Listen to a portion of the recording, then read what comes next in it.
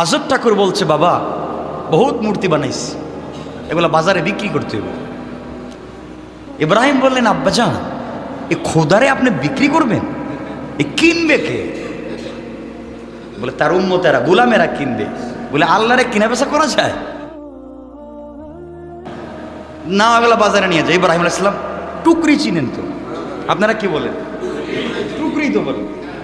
এক টুকরি মাথায় নিছে খুদারে, এক টুকরি খুদা মাথায় নিছে না, বাজারে যাইতেছে। যাওয়ার পথে রাস্তায় গিয়ে মাথা থেকে নামাইছে।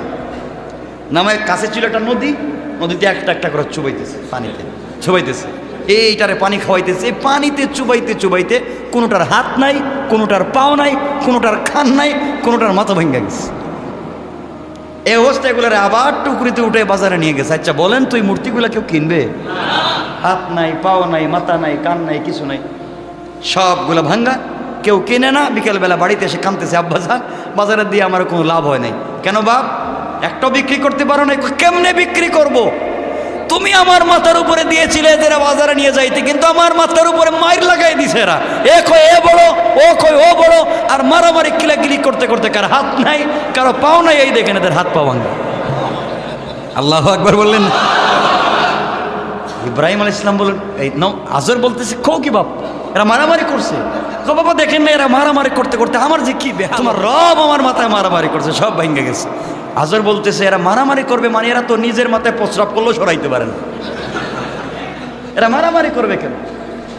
এবার ইব্রাহিম ডাক দিয়ে বলেন, বাপজান যেই খোদা নিজে মারামারি করতে পারে না, যেই খোদার মাথায় আপনার বাসায় প্রস্রাব করে দিলে সরাইয়া দিতে পারে না, যার নিজেকে বাঁচানোর ক্ষমতা নাই, আমার বিশ্বাস হয় এরা খোদা হতে পারে না।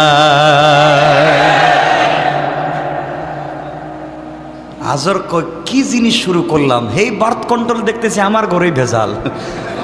আইন তো করলাম আমি, মন্ত্রী আমি, ভেজাল আমার ঘরেই। কৌশল করেছেন কে? এই জন্য আল্লাহ কোরআনে কারিমে বলেছেন, আমার সঙ্গে কৌশল করে লাভ নাই। আল্লাহ বলেন, ওয়া মাকারু ওয়া মাকারাল্লাহ। আল্লাহু আকবার। ওয়াল্লাহু খায়রুল মাকিরিন। আল্লাহ রাব্বুল ইজ্জত ওয়াল জালাল বলে দিয়েছেন, কৌশল করার দরকার নাই, আমার সঙ্গে সংগ্রাম করার জন্য আইসো না।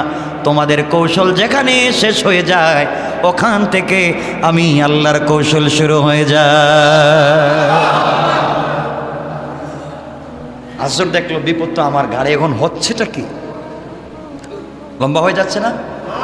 কষ্ট হচ্ছে? যাক, আমরা সংক্ষেপ করে করে সামনের দিকে যাই।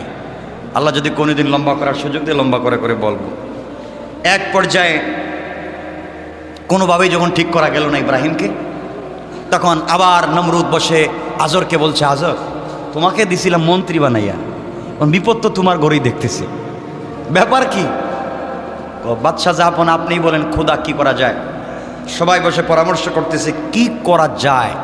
ইব্রাহিম থেকে তো সমাজকে বাঁচাতে হবে, আবার মন্ত্রীর ছেলে, চাইলে তো মারা যাইত না। কথা কন না কেন? চাইলেই মার দেওয়া যাইব? পাবলিকের ছেলে হইলে গুম করা যায়, মন্ত্রীর ছেলেরা তো আর গুম করা যাচ্ছে না। মহা বিপদে পড়ছেন নমরুদ। পরামর্শ করতেছেন, এই পরামর্শের ভিতরে পৃথিবীর সব থেকে বড় পরামর্শদাতা এই সময় এসে হাজির হইছে। তার নাম কি? শয়তান। হাজিরে বলতেছে, নমরুদ আঙ্কেল, বৃদ্ধ মানুষ, দাড়ি মুড় সব সাদা, আয়সা বলতেছে, বাবা এখানে কি করতেছো? আঙ্কেল আপনি কি? বাবা আমার চিনবা না। বলে আমার আপনারা চিনবো না মানে কি? আমার আপনি কেমনে চিনবেন? আপনি তো আমার শিষ্য, আমি হলাম আপনার নেতা, আপনার পরিচয় কি? পরিচয় দেওয়ার দরকার নাই, সমস্যাটা কি? এটা কম। সমস্যা হচ্ছে পরামর্শ করতেছি বসে, আমার দেশে এখন তো আর মূর্তি টুর্তির ইবাদত করা যায় না। সমস্যা একটা ছেলে ইব্রাহিম, আমার মন্ত্রীর ছেলে, সব মূর্তির বিরুদ্ধে ওয়াজ করে, এক আল্লাহর ইবাদত করতে হবে, মূর্তি পূজা করা যাবে না। এখন তো কত কিছু করলাম, এর তো আর বাঁচতে পারলাম না, হয়ে গেছে, করবো কি? একটা কাজ করেন, যারা দ্বীনের দাওয়াত দেয়, যারা তাওহীদের দাওয়াত দেয়, যাদের ভিতরে দ্বীনের স্পিরিট আছে, তাদেরকে যদি ধ্বংস করতে হয় আপনি আপনার দেশে একটা মেলার আয়োজন করেন, মেলার গানের আয়োজন করেন। ওই জায়গায় পৃথিবীর থেকে সুন্দরী মেয়েদেরকে টাকা দিয়ে কিনে এনে উলঙ্গ করে ছেড়ে দিবেন। আর ওই গানের আসরে যদি একবার ইব্রাহিমকে নিতে পারেন, আর ইব্রাহিম যদি চোখ দিয়ে চায়, তাহলে ইমানের নূর চলে যাবে, আর কাজ হবে না। তাহলে বোঝা গেল ইমানের নূর নষ্ট হয় কিসে? কথা বলছে নাচ, গান, অশ্লীলতায়। আর যুবকেরা এগুলো তো চিনেই না, বাংলাদেশের চিনেই না এগুলো। এরা তো সব ফেরেশতা, আল্লাহর ওলি। ঠিক বললাম না? এগুলার থেকে আমাকে আপনাকে বেঁচে থাকতে হবে, অনেক দূরে থাকতে হবে। আমার বন্ধুগণ, গভীর মনোযোগ। এক পর্যায়ে গানের আয়োজন করা হলো। গোটা দুনিয়া থেকে নর্তকীদেরকে সাজিয়ে আনা হলো, আর বলে দেওয়া হলো তোমরা কোনোভাবে যদি এই জায়গায় ইব্রাহিম আলাইহিস সালাতু ওয়াস সালামকে নিয়ে যেতে পারো, তোমাদের গানের মধ্যখানে নিয়ে আয়োজনের ভিতরে তাকেও শামিল করে দিতে পারো, তোমরা যা চাইবা তাই পাইবা। ইব্রাহিম আলাইহিস সালামকে নিয়ে যাওয়ার জন্যে তার কয়েকজন বন্ধুকে নমরুদ পাঠিয়ে দিল, আর বলল যাও, আয়োজন তো শুরু হয়ে গেছে, বন্ধ করা যাবে না, দীর্ঘ 1 মাস চলবে। কোনোভাবে ইব্রাহিমকে তোমরা ওই জায়গায় নিয়ে আসো। সবাই গেল। আল্লাহর পয়গম্বর ইব্রাহিম আলাইহিস সালাম তখনও পয়গম্বর হন নাই, যুবক ছেলে নিয়ে যাওয়ার জন্য এসেছে। ইব্রাহিম আলাইহিস সালাতু ওয়াস সালামের কাছে এসে বলছে চলো না গানে যাই। ইব্রাহিম চিন্তা করলেন, ওগুলা তো আমি কোনোদিন পছন্দ করি না, আর আমরা হলে তো টুপি খুলে পাঞ্জাবি খুলেও চলে যায়। ঠিক বললেন কেন? এগুলো করে কে? ধরে একটু সাইজ করতে পারেন না? এগুলো শয়তানি, বাদ দেন, দিনের পথে চলে আসেন। আমার জীবনে কোনোদিন টেলিভিশন দেখিনি, তো কি হয়েছে? মানে নাচ গান দেখা হয়নি, তো কি হয়েছে?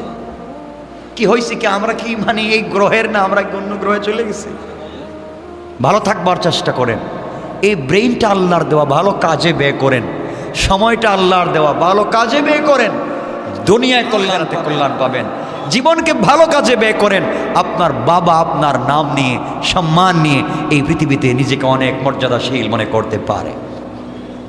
আমার বন্ধুগণ, ইব্রাহিম আলাইহিস সালামের কাছে আসছে। ইব্রাহিম চিন্তা করলেন আমি কি বলি। তিনি লম্বা কোরআনের আয়াত আমি বলছি, তিনি বললেন ইন্নী সাকিম, আমিও আসবো না।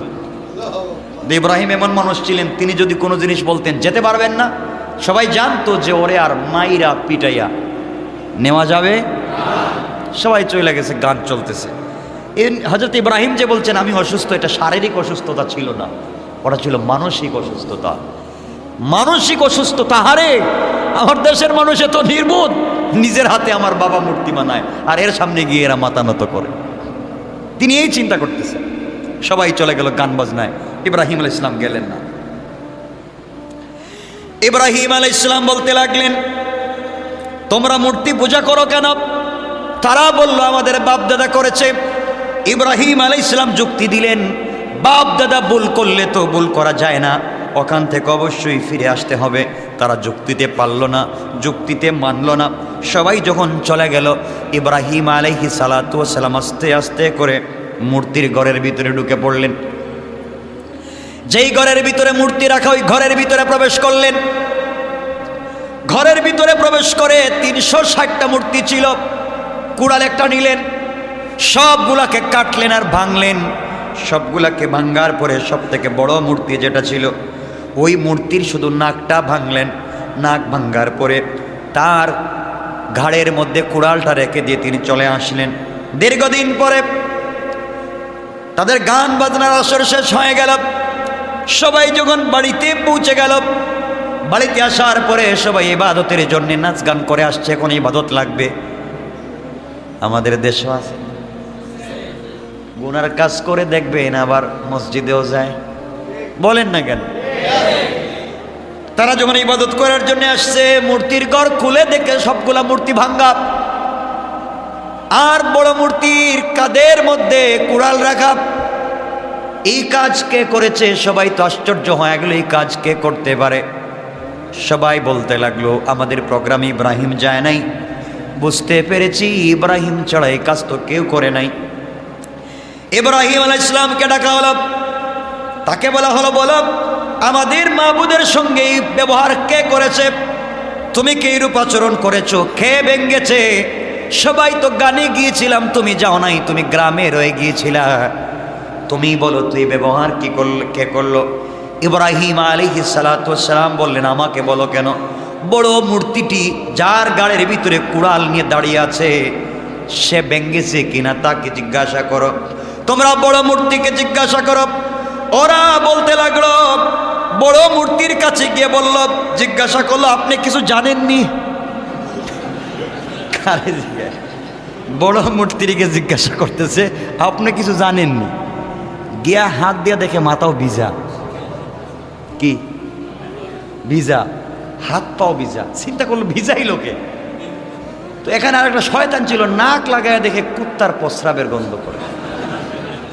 চিন্তা করছো ওকে ছেড়ে দিয়ে এমন বস্তুর পূজা করছো যারা তোমাদের কোনো উপকার করতে পারে না, যারা নিজেদের উপকার করতে পারে না। আল্লাহু আকবার। তোমরা কি কিছুই বুঝো না? মহান উপকারী আল্লাহকে ছেড়ে দিয়ে তোমরা এমন জিনিসের পূজা করছো যা নিজেরও উপকার করে না, তোমাদের উপকার করে না। তারা তো রেগে গেল, কারণ দেখবেন কিছু লোক যখন যুক্তিতে পারে না তখন কি দে? গালি দে, হুমকি দে, তোরে দিই খেলুইম এবার, ঠিক না? এবার সবাই বলছে, ইব্রাহিম এবার তোমাকে দেখানি। ইব্রাহিম আলাইহিস সালাম চিন্তা করলেন, এখন কি হয় তা তো আর বুঝতেছি না। কারণ আল গযবু ইয়াকুলুল আকল, মানুষ যখন রেগে যায় তখন তার জ্ঞানকে রাগ খেয়ে ফেলে। এজন্য আমরা বলি রেগে গেলেন তো, এজন্য আপনারা রাগেন না। ঠিক বললাম না? কি ঠিক? রাগে না নাকি? ঠিক, সব ঠিক। এত রাগ করে কেতে? যাই হোক, আমরা সংক্ষেপ করে সামনে যাই। এই মূর্তি পূজারীদের জ্ঞান ছিল সীমিত, ফলে তারা ইব্রাহিমের কাছে তাদের মতবাদের পক্ষে যুক্তি দিতে না পারবার কারণে রাগ করে তারা হুমকি দিল, তোমাকে কিছু করেই ছাড়ব। আমার বন্ধুগণ, হুমকি দিয়া বলল, ইব্রাহিম তোমাকে পুড়িয়ে মারব। নাউজুবিল্লাহ বল। কেমনে মারবে? পুড়িয়ে মারবে। সুতরাং তারা জ্বালানি সংগ্রহ করা শুরু করে দিল। সিরিয়ার দূর দূরান্ত থেকে কাঠ সংগ্রহ করে পাহাড়ের মতো উঁচু করা শুরু করে দিল। তারপর তাতে আগুন ধরিয়ে দিল। আগুন ধরিয়ে দেওয়ার পরে আগুনের তাপ প্রায় 4 মাইল পর্যন্ত বিস্তৃত হয়ে গেল। 4 মাইল পর্যন্ত আগুন আর আগুন। উপর দিক থেকে পাখি পর্যন্ত উড়া বন্ধ করে দিলাম। পাখি উড়ে যায় না। পাখি উড়ে গেলে আগুনের তাপে জলে পুড়ে নিচে পড়ে যায়। এই অবস্থা যখন তৈরি হয়ে গেল, আগুনের দ্বারে কাছে কেউ যায় না। ইব্রাহিম আলাইহিস সালামকে আগুনের মাঝখানটায় ফেলে দেবার তারা ষড়যন্ত্র করল। ইব্রাহিম আলাইহিস সালাম আল্লাহকে ডেকে বললেন, আল্লাহ তাআলা, আমি শুধুমাত্র কেবলমাত্র তোমার তাওহীদ আর একত্ববাদের দাওয়াত দেওয়ার কারণে, এক আল্লাহর উপরে ঈমান আনবার কারণে আমার উপরে এত শক্তি, এত আযাব আসতেছে, এত কষ্ট আসতেছে, এত নির্যাতনার সুরূপ আসতেছে। আয় আল্লাহ তাআলা, গোটা দুনিয়া আমার বিরুদ্ধে চলে গিয়েছে, আমার আপত্তি নাই।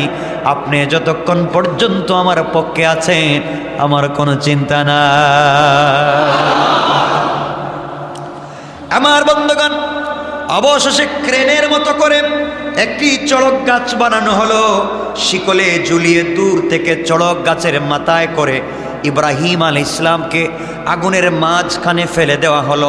আগুনের উত্তাপে ইব্রাহিম আলাইহিস সালামকে লোহার শিকল দিয়ে যেভাবে বেঁধে রাখা হয়েছিল, হাত পা গুলা আগুনের তাপে সবগুলা গলে গলে পড়ে গেল। এত আগুন ছিল, সবগুলা গলে গলে পড়ে গেল। কিন্তু আল্লাহর কুদরতে ইব্রাহিম আলাইহিস সালামের কিছুই হলো না।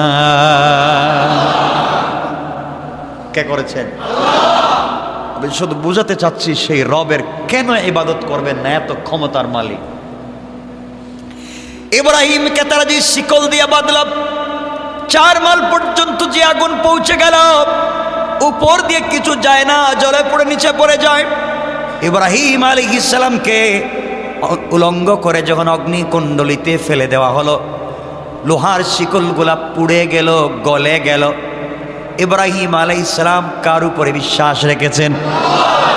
আর কিছুই নাই, কোনো ক্ষমতা নাই, অস্ত্র নাই, বিশ্বাস আল্লাহর উপরে। শুধুমাত্র ঘটনা বলছি না, আপনাদেরকে বোঝাতে চাই, এমন ইমান যদি আমাদের ভিতরে হয়ে যায়, পৃথিবীর কোনো ক্ষমতা দিয়ে আমাদেরকে পরাস্ত করা যাবে না।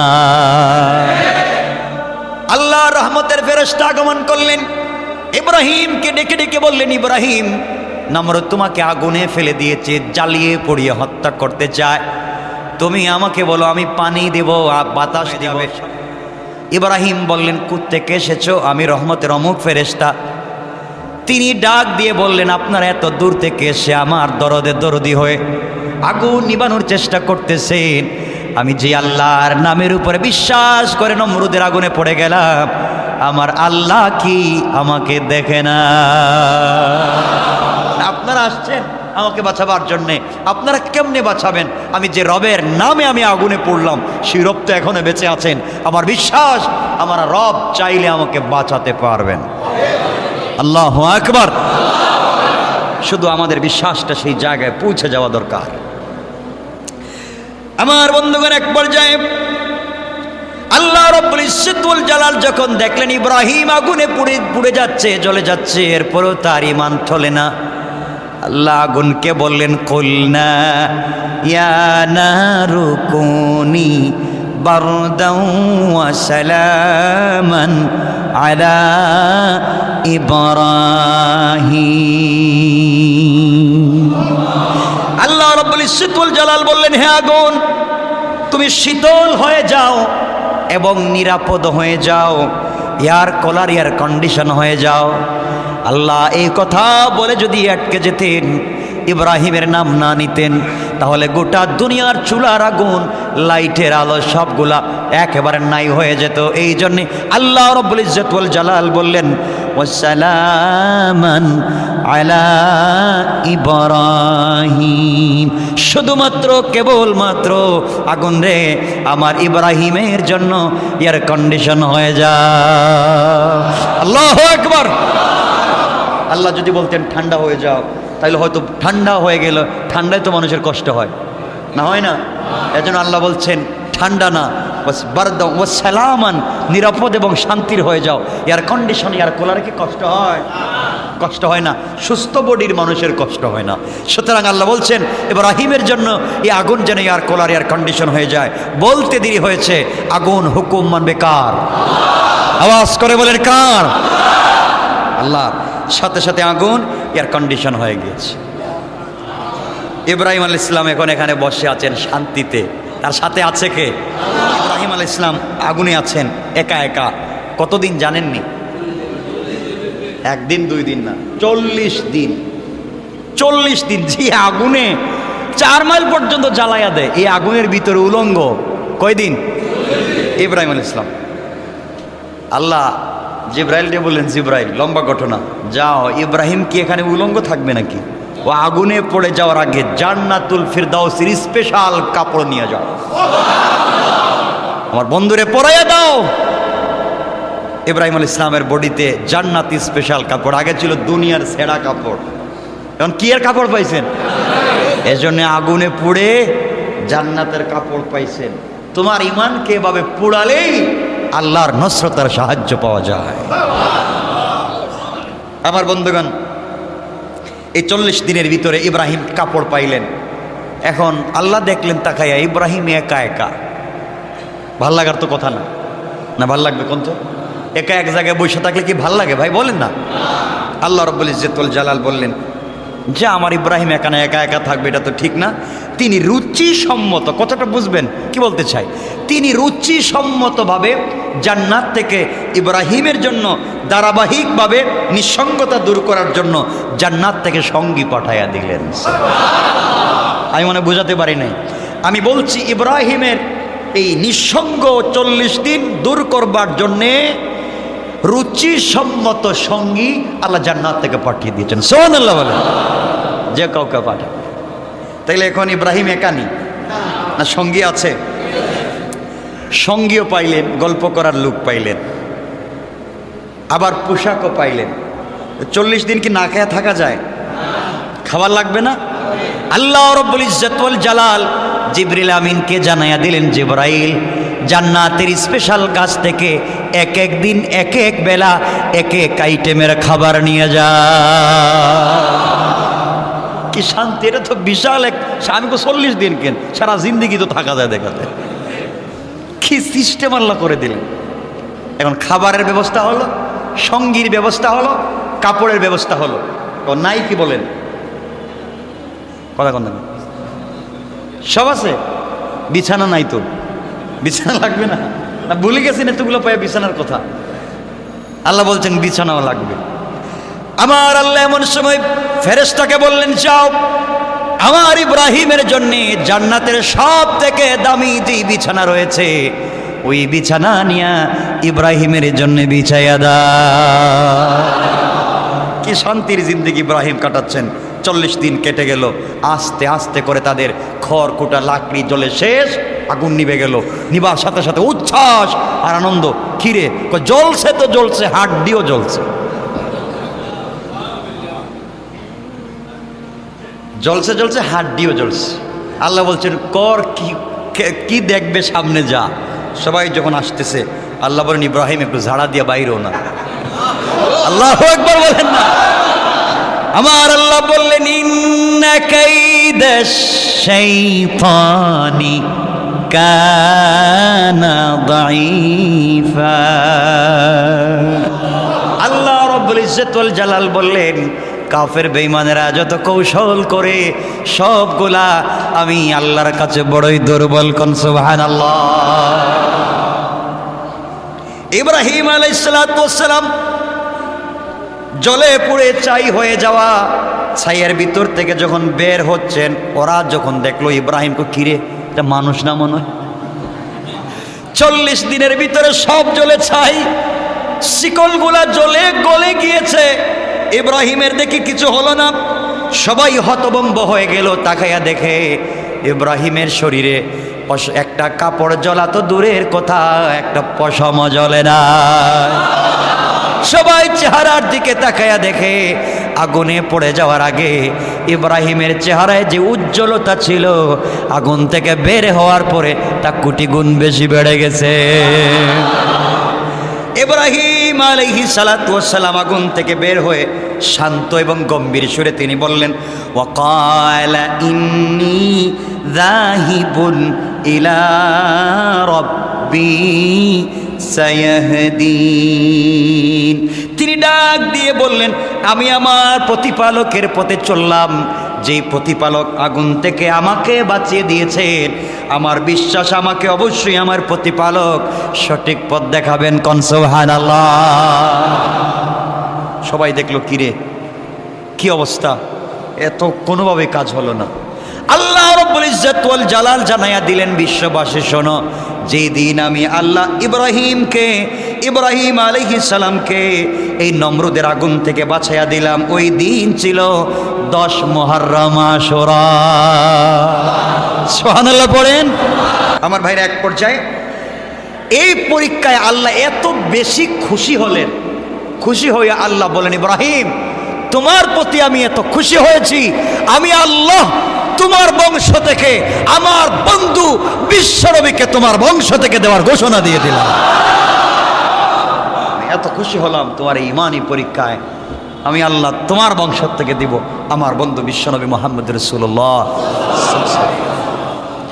আল্লাহ বলেন, ইব্রাহিম শুধু তাই না, তোমার বংশ থেকে যে শেষ নবী দিব তাই না, আমি আল্লাহ ঘোষণা করে দিলাম, মিল্লাতা আবিকুম ইব্রাহিম। দুনিয়ার জমিনে যারা এক আল্লাহ বিশ্বাস করবে, তাওহীদে বিশ্বাস করবে, সকল তাওহীদবাদী মানুষের জন্য আমি আল্লাহ তোমাকে সবার পিতা বানাইয়া দিলাম। ইসলামিক ওয়াজ বাংলা।